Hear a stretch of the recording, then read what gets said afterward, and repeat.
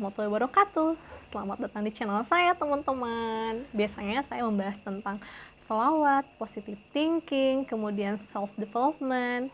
Nah, untuk pertemuan sekarang udah lama banget saya nggak sharing tentang pengalaman beriadah sholawat dan keajaiban apa sih yang pernah aku lewatin dan aku rasain selama ini, teman-teman. Kayaknya ini flashback beberapa tahun yang lalu ya, mungkin 2017 2018an. Sebelum saya menikah, saya masih mengajar di 3 sekolah dan jaraknya tuh sangat berjauhan, teman-teman. Jadi dari sekolah 1 ke sekolah kedua ke sekolah ketiga itu ibaratkan dari kabupaten ke kota gitu ya. Waktunya itu paling cepat 45 menit gitu. Itu paling cepat ya kalau rada-rada ngebut gitu kan. Kalau lagi santai mungkin bisa sampai sejam. Nah, di dalam perjalanan biasanya kan suka membayangkan apa gitu yang dipikirin gitu kan. Random gitu ya. Apa sih yang dipikirin selain ya sambil mulutnya sih bersolawat ya. Karena kan lumayan tuh waktunya beberapa menit, mending dipakai buat sholawat daripada pikirin yang enggak gitu. Nah, terlintaslah gitu ya teman-teman di pikiran saya waktu itu. Capek sih kerja, memang nggak ada yang nggak capek ya kalau kerja. Dari pagi 6:30 pagi berangkat, kemudian pulangnya kadang maghrib gitu kan karena sorenya itu ngeles.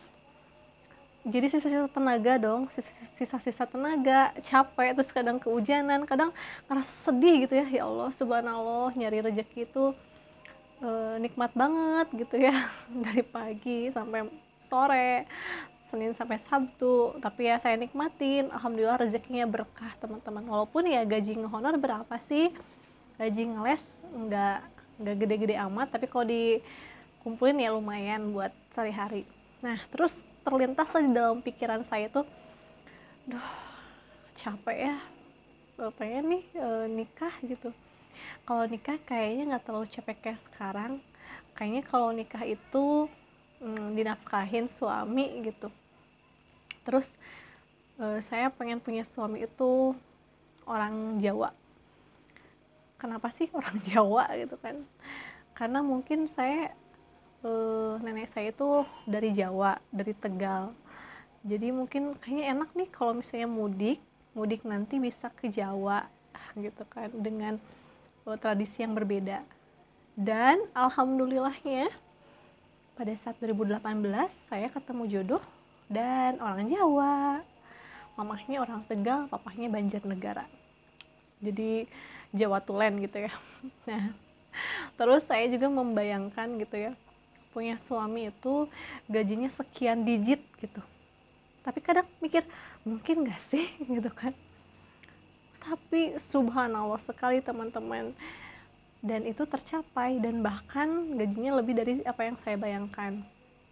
Walaupun bukan PNS atau apa gitu ya, tapi apa yang saya pikirkan waktu itu, apa yang saya pengen, alhamdulillah tercapai, teman-teman.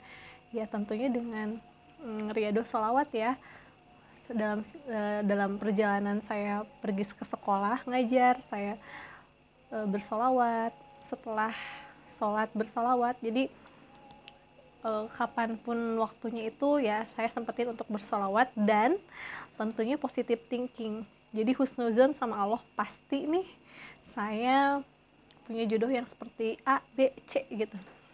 Dan alhamdulillahnya lagi, karena saya kan mamahnya udah meninggal, jadi tentunya pengen dong punya mamah mertua yang baik gitu ya, yang sayang seperti menyayangi anaknya sendiri. Dan alhamdulillah wa syukurillah punya mamah mertua yang sangat baik banget ya. Apalagi pas habis lahiran kan tinggalnya di mamah mertua dulu nih, jadi memperlakukan saya itu seperti anaknya sendiri. Alhamdulillah wa syukurillah, kan itu rezeki banget ya teman-teman, punya mertua yang baik, suami yang bertanggung jawab. Jadi itu adalah salah satu doa atau keinginan saya, itu punya jodoh yang tadi ya orang Jawa, penghasilannya sesuai dengan nominal digit yang saya bayangkan waktu itu, dan bahkan lebih, dan dikasih mertua yang subhanallah baik banget. Nah, waktu itu setelah menikah baru beberapa bulan ya, mungkin 8 bulan setelah menikah, kepikiran nih pengen punya mobil gitu, tapi tabungannya belum cukup.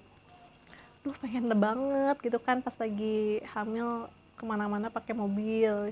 Karena waktu itu ada usaha jualan juga, jadi biar gampang nih barang-barang jualannya dimasukin ke mobil gitu kan, tanpa harus minjem.